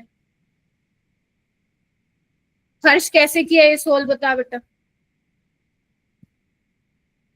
मैम जिसको सॉल्व नहीं, मतलब सी ऑप्शन है इसकी, तो फर्स्ट आयोनाइजेशन एंथैल्पी, मतलब ये मैग्नीशियम एल्यूमिनियम सबसे कम होगी, फिर मैग्नीशियम को इससे ज्यादा, फिर सल्फर को मुझे इससे ये ज्यादा। बताओ फॉस्फोरस की ज्यादा क्यों है सल्फर से? न्यूक्लियर चार्ज तो सल्फर के केस में बढ़ेगा। आयोनाइजेशन एंथैल्पी मैम जब ज्यादा होती है जब उसके ऑर्बिटल्स सारे फिल होते हैं। देखो ठीक है, जनरली ये होता है बेटा, लेफ्ट टू राइट हमारा आयनाइजेशन एनर्जी घटती सॉरी बढ़ती है, ठीक है, तो उस हिसाब से हमारा सल्फर का ज्यादा होना चाहिए, बट फास्फोरस का ज्यादा होता है वो। और मैंने ये उसमें भी बताया था, अगर तुम्हें पी ब्लॉक भी थोड़ा सा याद था ना तो भी कर देते, क्योंकि यहाँ पे 3s2 3p3 है और यहाँ पे 3s2 3p4 है, यस मैम। है तो इसीलिए फास्फोरस वाला जीत जाएगा। सेम मैग्नीशियम में क्या है, 1s2 2s2 2p6 3s2 है, ठीक है, जबकि यहाँ पे क्या है 3s2 3p1 है। तो मैग्नीशियम में क्या है, एस में से इलेक्ट्रॉन निकाल रहे हो वहां से पी में, एस का पेनिट्रेशन इफेक्ट ज्यादा होता है, मतलब एस ऑर्बिटल न्यूक्लियस के पास होता है, तो स्ट्रॉन्ग पकड़ है न्यूक्लियस की इलेक्ट्रॉन पे, तो वहां से इलेक्ट्रॉन को निकाल पाना मुश्किल होगा। होनी तो देखो, होना तो ये ऑर्डर चाहिए था, सल्फर फास्फोरस एल्यूमिनियम मैग्नीशियम, लेकिन होता नहीं है ये। तो बहुत सारे बच्चे होंगे जो दूसरा ऑर्डर कोई लगा के आए हो, ठीक है। तो अगर आपको पी ब्लॉक भी तुमने पढ़ा था तो ये वाला सवाल हो जाना चाहिए था। चलो 33 मैम सी ऑप्शन ही है इसका, कहाँ मेरा बेटा, किसका? इसी का ये 32 नंबर का ये क्वेश्चन है, सी ऑप्शन है। 30 हाँ 32 का सी है ना। 33 देखो, आपको क्या बोला हुआ है, करा था क्या किसी ने? छोटी सी एक चीज इसमें ध्यान रखनी थी तुम लोगों को, बताओ। हाय किसी ने नहीं किया? मैम किया था। तो तो हैंड रेस करो ना। 2 1 litre flask A and B, ठीक है, ए और बी दो फ्लास्क है, 1 लीटर के, ठीक है, हाँ मैम ठीक है। 2 1 litre flask A and B जिनको कनेक्ट किया गया है एक वॉल से, ठीक है, एक वॉल से कनेक्ट किया गया है, वॉल्व से, वाल्व से बेसिकली, जो वो रबड़ की होती है, जो कि क्लोज है अभी, ठीक है, मतलब जो ए में चीज पड़ी है वो बी में नहीं जा पा रही क्योंकि ये क्या है, बंद है, ठीक है जी, बीच में से। फ्लास्क ए में क्या कह रहे हैं, बेंजीन भैया जी हैं, ठीक है, बेंजीन है जो इक्विलिब्रियम में अपने वेपर से, ठीक है, क्योंकि ऊपर का कंटेनर बंद है ना, तो क्या हो रहा है, वेपर प्रेशर जनरेट कर रहा है ना 30 डिग्री पे। जो फ्लास्क बी है ना वो खाली है, और जो ये ध्यान से सुनो, जो फ्लास्क बी है वो खाली है, और जो ये वॉल्व है ये भी क्या कर दिया, अब खुल गई है। तो यहाँ पे ये बोला है इनमें से कौन सी स्टेटमेंट सही होगी अगर टेम्परेचर को मैं कांस्टेंट रखूं, ठीक है। अब ध्यान से ना सारे ऑप्शन को पढ़ो। वो कह रहे हैं कि सारा का सारा benzene molecule would move to flask B from flask A. पहली बात है एक में बेंजीन है, ये तो साफ गलत, मतलब बच्चा भी पहचान लेगा ये वाली लाइन। वेपर प्रेशर वो कह रहा है कि हाफ हो जाएगा, ठीक है, एक बार देख लेते हैं। फिर कह रहा है वेपर प्रेशर चेंज नहीं होगा। फिर कह रहा है more and more liquid benzene in flask would evaporate. नहीं, अगर बेटा टेम्परेचर ही कांस्टेंट है तो वेपर प्रेशर कभी भी चेंज नहीं होगा, because vapour pressure nature of liquid पे और टेम्परेचर पे डिपेंड करता है, याद करो। Yes ma'am. तो ये क्वेश्चन वैसे होगा, तो तुम्हें ये करना चाहिए, ठीक है मेरा बेटा। यस चलो उसके बाद है क्वेश्चन नंबर 34। ये कौन सा क्वेश्चन है, ये थर्मो का है। क्या था ऊपर वाले का? क्या मेरा बेटा? मैम इसका ये सी सी सी है बेटा, सी है सी, ठीक है। क्वेश्चन नंबर 34 छोड़ दो। किसी ने किया था 34? किया था तो बताओ मेरे को। किया था, वैसे मुश्किल नहीं था बट मैं इसलिए छुड़वा दिया मैंने क्योंकि ये थर्मोडायनेमिक्स किन्हीं ने पढ़ा होगा किन्हीं ने नहीं पढ़ा होगा। तो बताना कितने बच्चे करके आए थे स्पॉन्टेनियस प्रोसेस वाला? बहुत कम रेशियो है, बहुत कम, मतलब लगभग महक। ओके, महकदीप क्या करके आए थे बेटा? Ma'am option B. Option B. तो यहाँ पे वही बात है, अगर स्पॉन्टेनियस प्रोसेस है तो डेल्टा जी लेस देन 0 होता है, गिव्स फ्री एनर्जी, यस ठीक है, ठीक है। उसके अलावा जो एंट्रोपी है यूनिवर्स की वो बढ़ती है, ठीक है, मतलब सिस्टम और सराउंडिंग की बढ़ती है। तो ये बिल्कुल ठीक है, अगर ये भी पता था तो हो जाएगा। और डेल्टा यू क्या होगा, सिस्टम की हमेशा 0 होगी, नहीं ये गलत है, डेल्टा यू क्या होगा, लेस देन 0। 0 होगा। ठीक है, इंटरनल एनर्जी लेस देन जो है 0 होती है। ठीक है, तो थर्मोडायनेमिक्स पढ़ा है, ठीक है, नहीं पढ़ा तो इट्स ओके, इसको छोड़ के आ जाना, कोई बात, मतलब छोड़ के आ जाना था, कोई दिक्कत नहीं है। 35 बताओ मेरे को।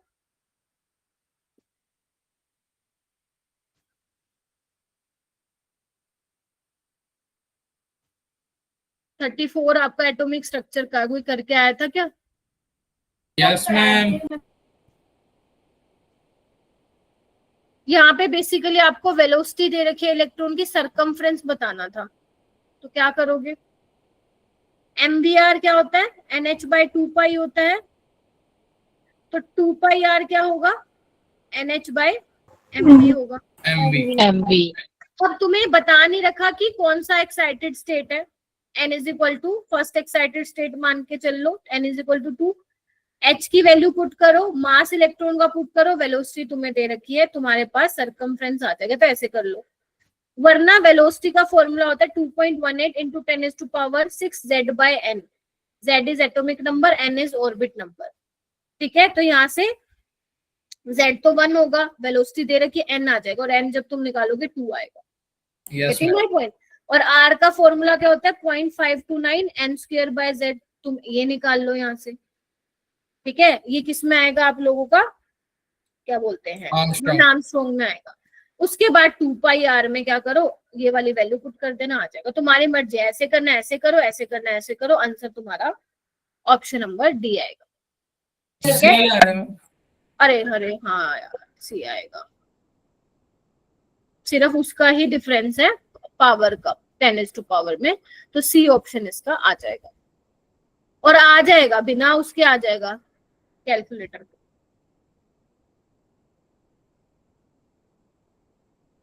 ओके, 36 किया था क्या किसी ने?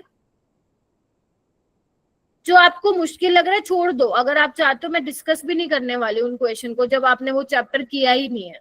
आप उन वाले क्वेश्चन पे फोकस करो जो मैंने पढ़ा दिए हैं, या आपने अपनी तरफ से जो क्वेश्चन किए हुए हैं। जैसे ये भी देखो, एटॉमिक स्ट्रक्चर से ही सवाल है।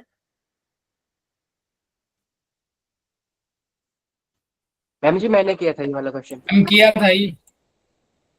ठीक है, किया था, और बताओ।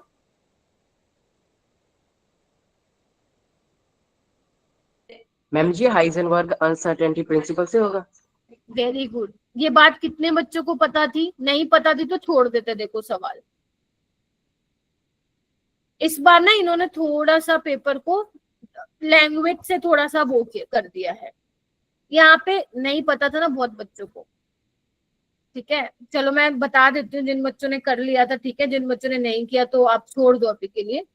उन्होंने बोला है if a suitable photon is employed to locate an electron, मतलब बेसिकली जो पोजीशन है इलेक्ट्रॉन की in an atom within a distance, कितने डिस्टेंस पे है, इतना आपको दिया हुआ है, आप इसको मीटर में चेंज कर लो। ठीक है, मास आपको दिया हुआ है, अनसर्टेनिटी वेलोसिटी में बतानी है, तो क्या होता है, delta X into M delta V h/4 मेरा बेटा, तो डेल्टा Yes, वी ma'am. क्या हो जाएगा, h/4 एम डेल्टा एक्स।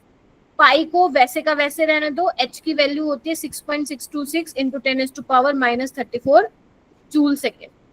ठीक है, m मास ऑफ इलेक्ट्रॉन आपको वैसे दिया हुआ, नहीं तो पता भी होना चाहिए तुम लोगों को, और अनसर्टेनिटी इन पोजीशन कितना हो जाएगा, 10.98। तो आप इसको अप्रोक्सीमेट भी ले सकते हो, आप इसको 11 लिख लो, इसको आप 9 लिख लो। Getting my point? तो इस तरीके से आप इसको सॉल्व कर सकते हो। ठीक है, चलिए ये वाला क्वेश्चन देखो, इसमें लोन पेयर बताने हैं कैसे। तुम तो बिल्कुल ऐसे चुप बैठे हो यार, ये तो कर दो। 37 वाला लोन पेयर बताने हैं इसमें, तो जीनोन में बताओ। मैंने तो गलती कर दी भाई पेपर सोल्व करा के। फिर रविंदर आप बताओ,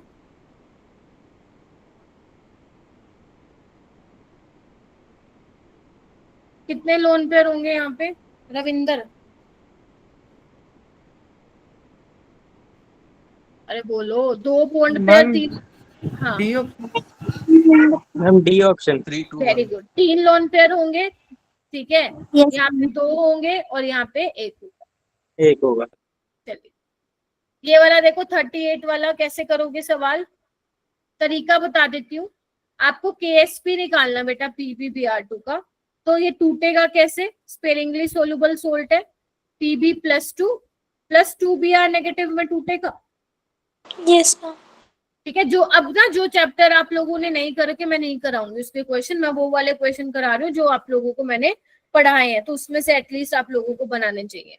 ठीक है, तो एक बार बताओ मुझे ये चाहिए, कैसे बनाऊं मैं इसको? मैं यहाँ लेके जाना पड़ेगा मुझे, देखना। Yes ma'am.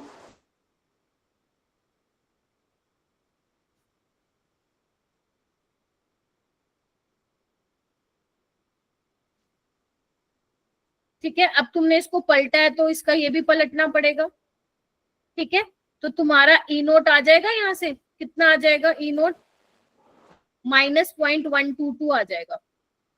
ठीक है, किसके लिए आ जाएगा, इसके लिए। यार इसमें तो दो लो ध्यान।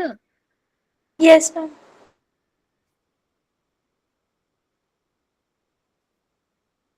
नहीं तो आगे से मैं नहीं कराऊंगी फिर पेपर सोल्व, क्योंकि तुम लोगों को कोई रिस्पॉन्स ही नहीं है। इसके लिए आ गया। अब तुम्हें एक बात बताओ, KSP निकालना, क्या फॉर्मूला बताया था मैंने, E nought cell is equal to 0.0591 by n log KSP बताया था। Yes ma'am. Yes ma'am. Value put कर लो। E नोट कितना आया, -0.122 इंटू n की वैल्यू कितनी है 2 बाय 0.0591, तो आ जाएगा log KSP।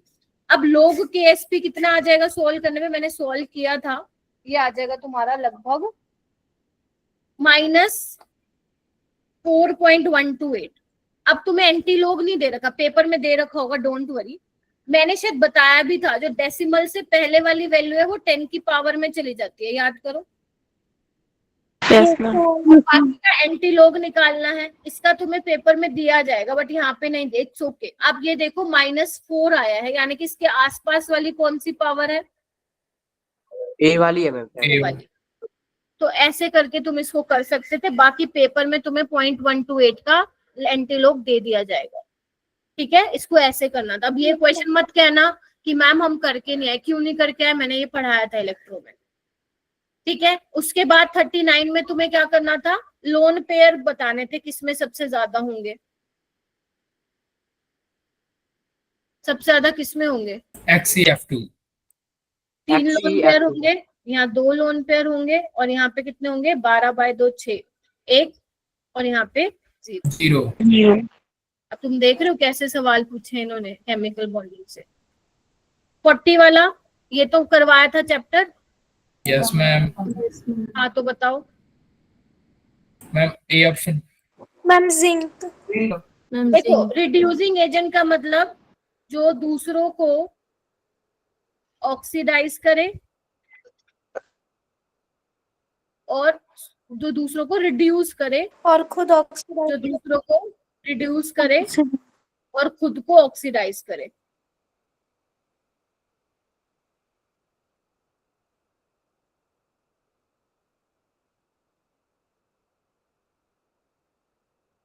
ठीक है, यस मैम। ओके। तो अब खुद को ऑक्सीडाइज कौन करेगा, जिसकी इलेक्ट्रोड रिडक्शन पोटेंशियल की वैल्यू सबसे कम है। सबसे कम किसकी है, माइनस में देखो, ये वाली, ये सबसे बड़ी है लेकिन माइनस के साथ है, सबसे छोटी यही होगी। मतलब जिंक सबसे पहले खुद को क्या करना चाहेगा, ऑक्सीडाइज करना चाहेगा। ठीक है, तो ऐसे होगा ये सवाल। Yes,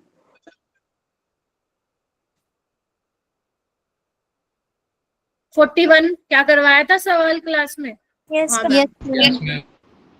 निकालो। अगर तुम्हें ए के रिस्पेक्ट में ऑर्डर लगाना है, बी की सेम मान लो, ये 2 टाइम्स बड़ा है, ठीक है, कॉन्सेंट्रेशन 2 टाइम्स हो गया, ये भी 2 टाइम्स हो गया, मतलब ए के रिस्पेक्ट में ऑर्डर क्या होगा, फर्स्ट ऑर्डर। ये नहीं हो सकता, ये नहीं हो सकता। उसका उसमें चेक करो, देखो अब इसमें सेम नहीं है। अगर तुम ये देख के डर गए थे तो गलत हो गया, डरना नहीं था। क्या करूं अब मैं, ध्यान से सुनो, मुझे एक का तो पता चल गया ना ऑर्डर, बोलो क्या कहते हो, Yes, ma'am. Yes, Yes, ma'am. ma'am. Yes, ma'am. ऐसा करो, अभी तुम्हें किसके रिस्पेक्ट में निकालना है? बी के रिस्पेक्ट में निकालो। तुम कोई भी 2 एक्सपेरिमेंट ले लो, मैं ये वाले 2 ले लेती हूँ, देखो क्या कहते हो। ठीक है, Yes, ma'am. ठीक है, चलो। तो अपन क्या करेंगे, एक ही कौन इनको डिवाइड कर दो, ठीक है। इसके रिस्पेक्ट में ऑर्डर 1 है, 0.05 y 0.10, हमें नहीं पता, y ले लो, और इनका रेट क्या है 0.090 बाय 0.72। देखो, तो ये कितना हो जाएगा 1/2, ये कितना हो जाएगा 1/2, और ये कितना हो जाएगा बताओ।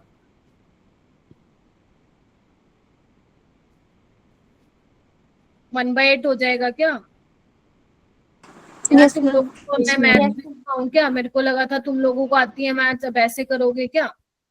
1/8 बोलो। तो Yes, 1/8 ये कितना हो जाएगा? Yes, ma'am. 1/4। तो 1/2 की पावर y, और इसको 1/2 का स्क्वायर लिख दूं, Yes, ma'am. तो पावर कंपेयर Yes, करके आ गया y = 2। तो यानी कि Two. Option number Option number 2. ठीक है। Yes, ma'am. Yes, ma'am. कोई भी 2 एक्सपेरिमेंट को ले लो, एक तुम्हें पता चल गया, दूसरा निकाल लो। अगर देखो सेम नहीं है ना यहाँ पे, कोई बात नहीं, निकाल लो ऐसे करके, ठीक है। चलिए, इसके बाद बात करते हैं क्वेश्चन नंबर 42। ये तो आपको आइडियल सॉल्यूशन है, इसमें तो कुछ है नहीं, रूल्स लो को फॉलो कर रहा है। Yes, ma'am. Yes, ma'am. ठीक है, ये वाला क्वेश्चन बेटा मैंने ऐसा क्वेश्चन क्लास में तुम लोगों को नहीं पढ़ाया है, ठीक है, लेकिन ये क्वेश्चन यहाँ पे आए तो ओके, आप यही क्वेश्चन नोट्स में लिख लो। मान लो इन फ्यूचर आ गया कभी दोबारा से, तो तुम लोग कर पाओ। अब ये क्वेश्चन थोड़ा सा डिफरेंट है मेरा बेटा, तो मैं इसको समझा देती हूँ कैसे होगा। इधर आओ। आपको बोला है कि जो लिक्विड है, कोई लिक्विड है, वो इमिसिबल है वाटर के साथ, है ना। मतलब एक कंटेनर में आपका लिक्विड है और पानी है, और आपस में ये क्या है, सोल्यूबल नहीं है, मिसिबल नहीं है, ठीक है। फिर वो स्टीम डिस्टिलेटेड एट, मतलब दोनों ही क्या है, वेपर बना रहे। जो लिक्विड है वो भी वेपर बना सकता है, और पानी भी क्या कर सकता है, वेपर बना सकता है। और इनका जो टोटल प्रेशर आ रहा है मेरा बेटा, वो 748 आ रहा है। अब एक बात बताओ, जब दोनों आपस में मिसिबल ही नहीं है, तो जो लिक्विड है वो अपना अलग प्रेशर एक्सर्ट करेगा, वाटर अपना अलग करेगा। बोलो क्या कहते हो? Yes, तो जो ma'am. टोटल प्रेशर आएगा वो किसकी वजह से आएगा? पीएस लिख दो सॉल्यूशन का, वो लिक्विड की वजह से, प्योर लिक्विड की वजह से, और प्योर वाटर की वजह से। यहाँ पे प्लीज वो मत लगाना क्या, पी नोट ए काई ए प्लस पी नोट बी काई बी। Getting my point? वहां पे याद करो वो मिसिबल था रोल्स लॉ में, ये इमिसिबल है। Getting my point? तो यहाँ पे आपको कितना दिया हुआ है, वाटर का दिया हुआ है क्या? हाँ मैम 648 दिया हुआ है। इसका नहीं दिया हुआ है लिक्विड का, और सॉल्यूशन का टोटल वेपर प्रेशर 748 दिया हुआ है। तो लिक्विड का कितना आ जाएगा? 100। हाँ हाँ बोल बेटा। मैम जी इमिसिबल का मतलब क्या होता है? इमिसिबल का मतलब है जब तुमने लिक्विड को पानी में डाला तो वो डिसोल्व नहीं हुआ, इमिसिबल है, ठीक है, पानी के साथ। Yes. ठीक है। मिसिबल क्या होता है? जब तुम्हें दिखे ही ना कि कौन सा लिक्विड है, क्वांटिटी पूरा मिक्स हो गया एक दूसरे में। Getting my point? ठीक है। उसके बाद वो बोल रहा है कि आपको क्या बोला है, टोटल वेपर प्रेशर दिया हुआ है, distilled contain 1.25 gram of liquid पर ग्राम ऑफ वाटर। ठीक है, जो डिस्टिलेट है, डिस्टिलेट मतलब जो बेसिकली क्या हो रहा है, डिस्टिलेट, यस, जो आपका वेपर बन रहा है, ठीक है, फिर वापस कंडेंस होके जो बेसिकली डिस्टिलेट आपको मिल रहा है, वो बोल रहा है लिक्विड 1.25 ग्राम है। तो कितना होगा लिक्विड का? लेट्स से इसका लिक्विड का 1.25 दिया हुआ है, ठीक है, पर ग्राम मतलब वाटर का कितना होगा? 1 ग्राम। मोलर मास लिक्विड का हमें निकालना है, पढ़ लो इधर, ऐसे क्लास लेफ्ट करने से कुछ नहीं होगा। और इसका कितना है? वाटर का मोलर मास हो जाएगा 18, ठीक है, पानी का। अब तुम्हें बोला है मोलर मास बता दो, क्या तुम यहाँ पे relative lowering of vapour pressure लगाओगे? नहीं, यहाँ पे बेसिकली होगा क्या, अब क्योंकि मेरा बेटा दोनों ही क्या कर रहे हैं, वेपर में कन्वर्ट हो रहे हैं और दोनों अपना अपना प्रेशर एक्सर्ट कर रहे हैं, तो दोनों क्या है, दोनों में कोई अट्रैक्शन है, वो अलग बिहेव कर रही है, वो अलग, तो मतलब हम इसको बोल सकते हैं कि आइडियल गैस की तरह बिहेव कर रहे हैं। और आइडियल गैस की इक्वेशन क्या होती है मेरा बेटा, PV is equal to nRT, nRT P nought of liquid into V of liquid, number of moles of liquid into RT, ऐसे ही वाटर का into volume, N of water, number of moles of water into RT, दोनों को divide कर दो, RT से RT cancel हो जाएगा बिकॉज टेम्परेचर चेंज नहीं हो रहा, आर कांस्टेंट है, और वॉल्यूम भी क्या है, चेंज थोड़ी ना होगा, एक ही कंटेनर में तो वॉल्यूम भी हट गया। क्या तुम्हारे पास सारी चीजें, अब लिक्विड का वेपर प्रेशर है, वाटर का वेपर प्रेशर है, गिवन मास है लिक्विड का, मोलर मास निकालना है, वाटर का गिवन मास है, मोलर मास है, क्या तुम्हारा यहाँ से निकल जाएगा आंसर? Yes ma'am. बताइए कितने बच्चे कहते हो निकल जाएगा? निकल जाए, जब आप सॉल्व करोगे तो सी ऑप्शन इसका करेक्ट होगा बेटा।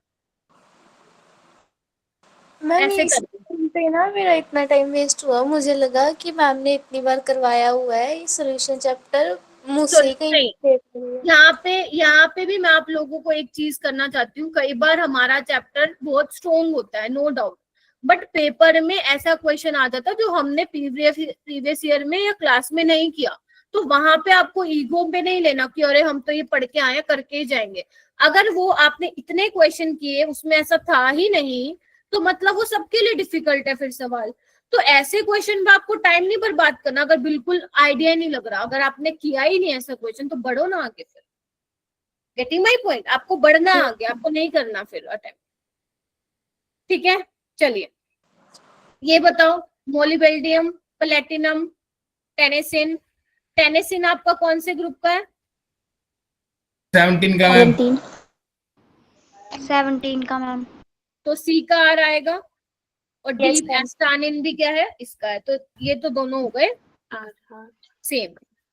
फिर अगर मैं मोलिबेल्डियम बोलूं तो कौन से ग्रुप का है ये? वैसे डी Ma'am, ब्लॉक D में आता block है, का। 6 ग्रुप। 6th ग्रुप का है। ग्रुप 3 से लेकर 12 तक होता है बेटा, ठीक है।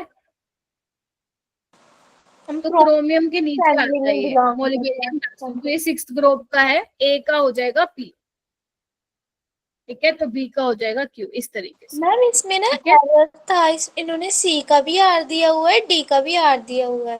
कोई एरर नहीं है मेरा बेटा, टेनेसिन और मैम स्टार्निन 17 में ही आता है ना वो भी फिर? हाँ 17 में आते हैं, एरर कहाँ है? Okay ma'am. ठीक है, ओके, ये वाला छोड़ दो, इसका बोन ऑर्डर निकालना है, ये कभी अपने को टाइम मिलेगा तो मैं तुम लोगों को सिखा दूंगी, क्योंकि यहाँ पे बहुत टाइम लगेगा इसको सिखाने में।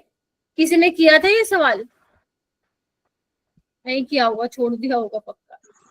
कोई नहीं, किया इसको हम कोई बात नहीं, कोई दिक्कत नहीं है, ये कभी हमें टाइम मिलेगा तो मैं इसको अलग से लूंगी एज अ टॉपिक। वैसे इतना ज्यादा इंपॉर्टेंट नहीं है, जनरली कम आते हैं ऐसे क्वेश्चन, ठीक है। अब ये बॉन्ड ऑर्डर वैसे नहीं है जो तुम एमओटी में निकाल देते हैं, half of number of bonding mine, ये डिफरेंट टाइप का है, ठीक है। इट्स ओके अगर आपको नहीं आता था तो डोंट वरी, ठीक है। ये वाला क्वेश्चन डायमैग्नेटिक वाला ये करा था क्या? Yes ma'am.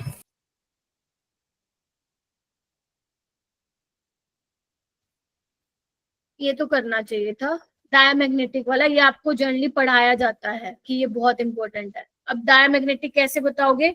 अगर मान लो तुम्हारे ओड नंबर ऑफ इलेक्ट्रॉन है, ठीक है, उसके साथ साथ 10 इलेक्ट्रॉन भी है और 16, मतलब किसी स्पीसीज में 10 या 16 इलेक्ट्रॉन भी है, तो वो पैरामैग्नेटिक वाली कैटेगरी में आते हैं। उसके अलावा जो बचेंगे वो डायमैग्नेटिक। डायमैग्नेटिक 16 है तो ये पैरा होगा, ये डाया होगा 18 है, और ये कितना होगा 16 और 2 14 डाया होगा, और ये 15 है पैरा होगा। और इसमें क्या है, हीलियम क्या होता है, कितना एटॉमिक नंबर होता है उसका 2, 4 3 इलेक्ट्रॉन है, तो sigma 1s2 sigma star 1s, ये पैरा होगा। इसमें 6 + 7 + 1 कितना होगा 14, 14 ये कितना होगा 14। 8 7 15 में से 1 माइनस करोगे 14 डाया होगा, तो डाया 1 होगा। 2 3 4 इसका आंसर होगा। ठीक है, यस यस मैम।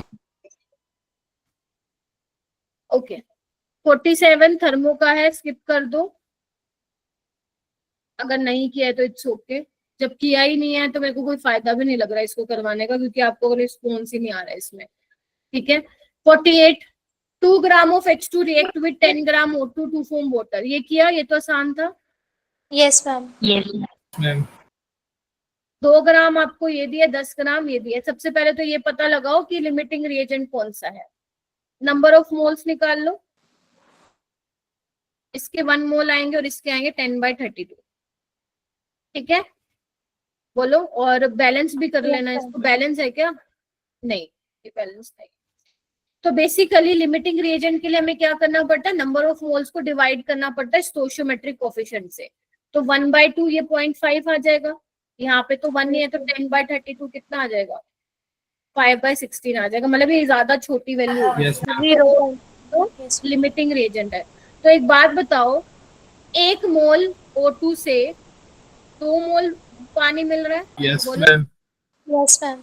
तो 10/32 से कितना मिलेगा, 2 × 10/32 मोल। और आपको मास बताना है तो इंटू 18 कर देना, तो कितना आ जाएगा इसका आंसर? 11 पॉइंट कुछ आ रहा है। 11 पॉइंट कितना है, 25 क्योंकि नियरेस्ट इंटीजर में आपको करना पड़ेगा ना इसको। 11.25। Yes ma'am. 2 9 जा पे जाएगा, 16 पे जाएगा, ये 8 जा पे जाएगा, तो ये आ जाएगा आपका 90/8।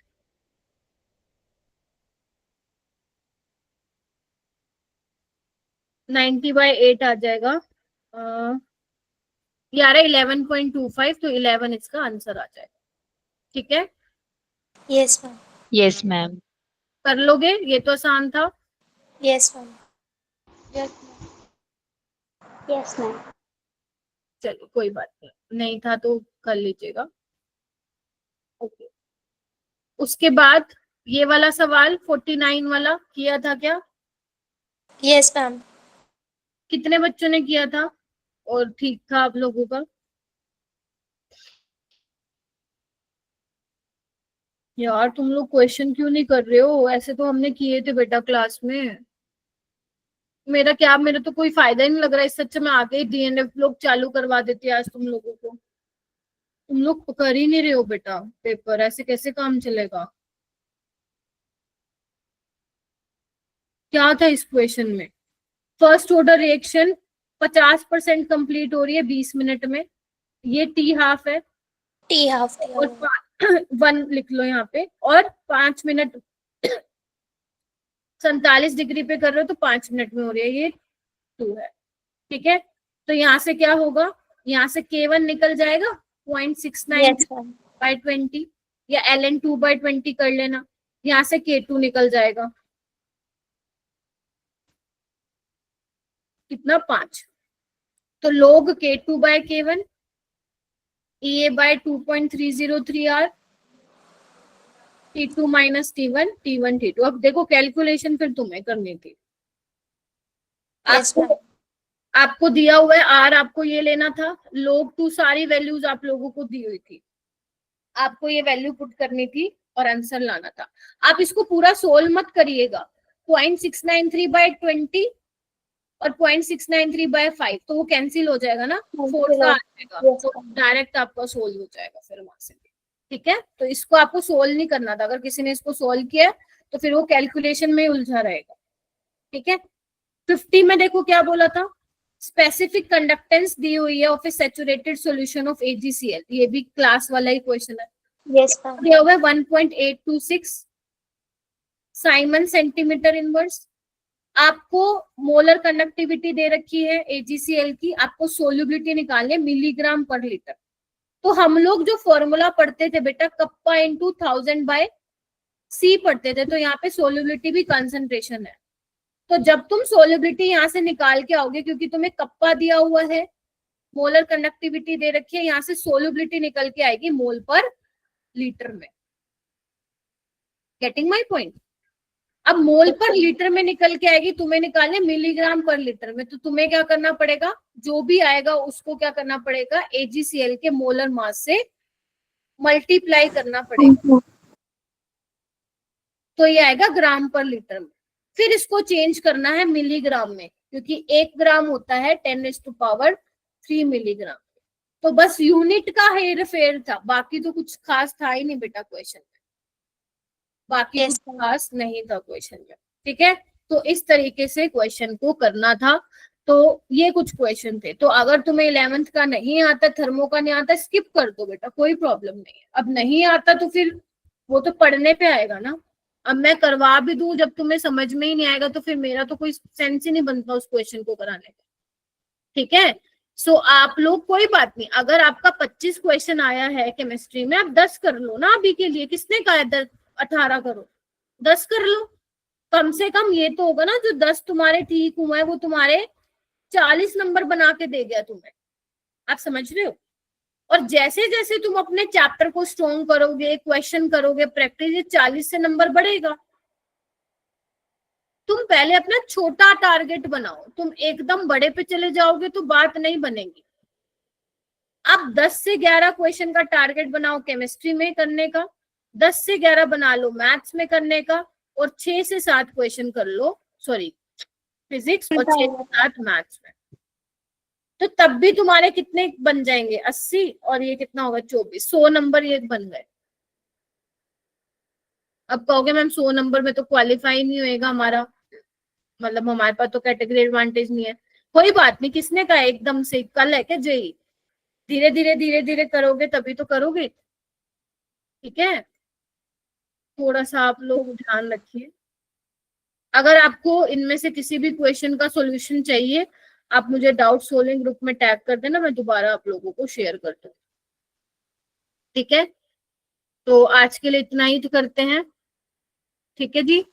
मैम मैं ना जब PYQs प्रैक्टिस कर रही थी ना मैम, आपने कहा था कि जो न्यूमेरिकल्स होंगे ना उनमें कि राउंड ऑफ मत लेना, कि मैम कभी कभी वो वैसे आंसर देते हैं मैम एंटी के।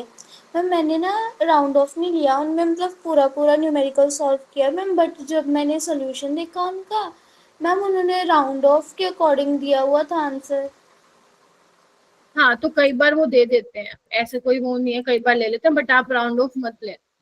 थोड़ा सा हल्का, मतलब हल्के से आप ले सकते हो थोड़ा सा, अगर मान लो आपका हल्के से ले सकते हो, नहीं तो नहीं भी लोगे तो भी आपका आंसर आ जाएगा। मैम बट ना उस क्वेश्चन में मैम, अगर फुल हम कैलकुलेशन कर रहे थे बिना राउंड ऑफ के मैम, फिर आंसर अलग आ रहा था मैम। अगर पॉइंट से थोड़ा 1 पॉइंट ज़्यादा ले रहे थे मैम तो अलग आ रहा था बिल्कुल ही।